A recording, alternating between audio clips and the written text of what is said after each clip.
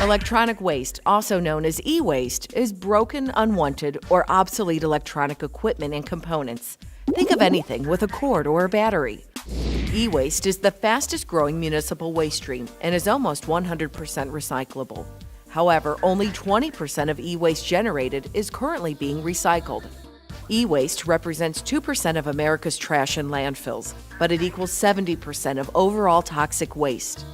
One hard drive from a desktop computer contains enough aluminum to produce 40 new soda cans if recycled. The process of recycling e-waste is not as simple as the recycling of paper, plastic, and cardboard most people are familiar with. There are important issues involved in the process that need to be addressed.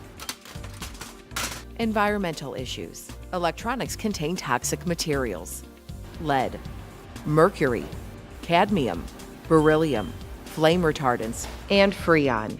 If not properly recycled, these materials can be harmful to the environment, leaching into groundwater, streams, soil, and air. Data security issues. Identity theft is the world's fastest growing crime. Personal information is sold on the black market to be utilized in scams.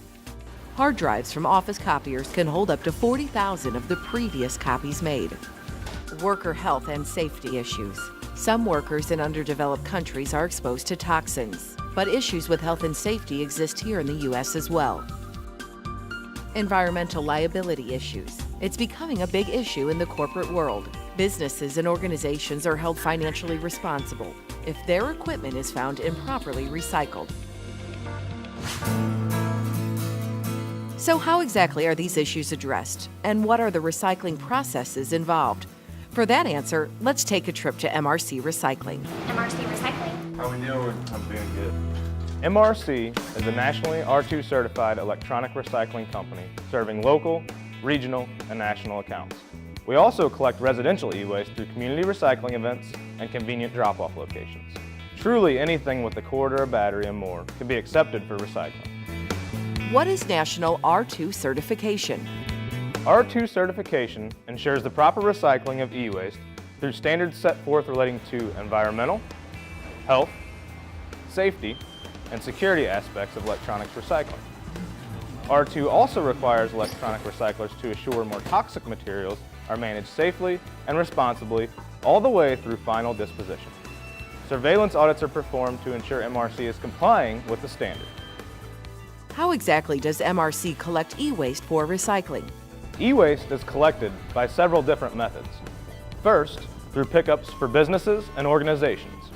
MRC sends background-checked, uniformed employees with lettered trucks to remove unwanted or broken electronics.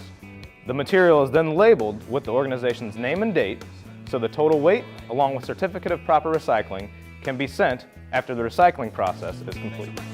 Additionally, through community recycling events, where we set up in a large parking lot for a few hours and allow the general public to drive through and drop unwanted items off. And finally, through residential drop-offs at MRC's locations as well as partnered locations. So what types of materials can MRC recycle? MRC recycles anything with a cord or a battery and more. The most common items people think about would be networking equipment, computers, monitors, televisions, microwaves, printers, phones, dishwashers, and all of the consumer-type electronics. More uncommon items people may not think about include lab equipment, such as microscopes, restaurant equipment, medical equipment such as patient beds, monitors, IV poles, defibrillators, dental equipment, and more. We can also recycle vending machines, water fountains, battery backup systems, and robotics equipment. If it runs off electricity, or is a component of something that runs off electricity, we can recycle it. Now that the electronics have been collected, what's the next step? The material is taken to MRC's 53,000 square foot warehouse where it's unloaded and the process begins. At this point, MRC's trained crew sort through and segregate incoming electronic material into two categories, reuse and scrap. Electronics that may still have useful life are separated and sent to MRC's reuse facility for evaluation and refurbishment by trained and certified technicians. At that point, the refurbished equipment is put out into the secondary market at extremely discounted rates or donated to schools or nonprofit organizations. R2 certification requires reuse as it is the highest form of recycling. Electronics that are beyond refurbishment or don't have any more useful life are deemed as scrap and recycled responsibly to the R2 standard. Let's take a look at the process. Here, a computer is taken apart to its component level for recycling. Plastic and steel is taken off and separated. Other components such as the fan, power supply, electronic boards, ribbon wire, and disk drives are taken out and separated for further recycling. Hard drives are separated, serialized, and locked in a sealed lockbox until the data is destroyed per the R2 standard. We will take a look at MRC's process of data destruction a little later.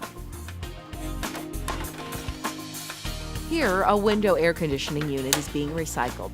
Again, the unit is taken apart to its component levels. Plastic and steel is taken off and separated. Other components such as fans, motors, compressors, wire, and copper tubing are taken off and separated for recycling to the R2 standard. At this point, the Freon is pumped into holding tanks for recycling. MRC is Freon certified to handle all Freon-containing devices. Our certified Freon technician pumps down the different types of Freon into separate tanks. Model number, as well as the type and amount of Freon recovered, are all documented. Here, a CRT, or cathode ray tube television, is recycled. The plastic housing is taken off and separated. Next, the electronic board, copper yoke, and wire are removed and separated for recycling. What is left is the CRT tube made of leaded glass. Most people don't realize CRT tubes contain 8 to 40 pounds of lead or more. If not properly recycled, they become hazardous to the environment. MRC's R2 certification ensures the proper recycling of these tubes. However, it is an expensive process because of the energy involved. So how exactly are these tubes processed? CRT tubes are sent to a certified smelter where the high heat processes separate the lead from glass. What is left is recycled lead that can be reused in new manufacturing. We have seen firsthand how most electronics are demanufactured or taken apart, but how exactly are they recycled from here? Once electronics are demanufactured to component level, they can be shipped out for final recycling. Raw steel is sent to be refined and recycled. ABS plastic is baled and sent to be refined and recycled. Raw copper, aluminum, and various grades of wire are sent out in the same manner.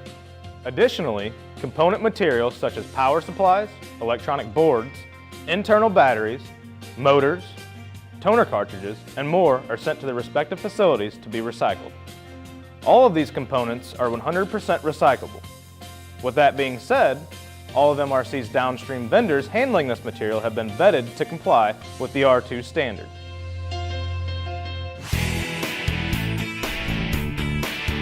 How does MRC address the issues associated with e-waste we discussed earlier? MRC's National R2 certification requires great transparency. We must prove from cradle to grave how hazardous materials are handled and that they are properly recycled. Only vetted, downstream vendors can be utilized by MRC to ensure hazardous materials don't end up in places like China or Ghana. MRC provides certificates of proper recycling and data destruction after every pickup, and also holds a $1 million pollution insurance policy for added protection. MRC has written procedures and processes in place to ensure any data-containing devices are destroyed. We have 3 methods of data destruction. Hard drives that may have reuse potential are serialized and put through a third-party certified, Department of Defense compliant 7-pass wipe. Hard drives that do not have any reuse potential are serialized and degouged. From that point, they can be destroyed with a hydraulic hole punch or become shredded. MRC also offers mobile hard drive shredding for clients that require on-site destruction. All locations are under 24-hour surveillance for added protection. All employees are trained on daily processes and are required to wear proper protective equipment that satisfies R2 standards and beyond. MRC goes through annual air and sound audits to ensure safety. Additionally, Swab testing is done to ensure no surface contamination of toxic material is detected. Spill kits and eye wash stations are readily available if needed. Many companies and organizations do not realize they are liable for what happens to their material after it leaves their premises. Let's say company XYZ gives CRT computer monitors to an uncertified recycler. Then, those computer monitors are found dumped in a ditch or in an abandoned warehouse. Company XYZ is financially responsible for the cleanup, fines, and proper recycling of that mess, not to mention a horrible PR nightmare. As we can see, MRC, their certifications, and years of industry experience ensure the most critical aspects relating to electronic recycling are addressed. The importance of using a nationally certified electronic recycler is essential in protecting the environment, yourself, and workers both at home and abroad. Make sure to research your recycler, do a site visit, and ask the tough questions. Taking these precautions will assure your electronic material, including your personal information, is handled in a responsible, safe, and environmentally friendly manner.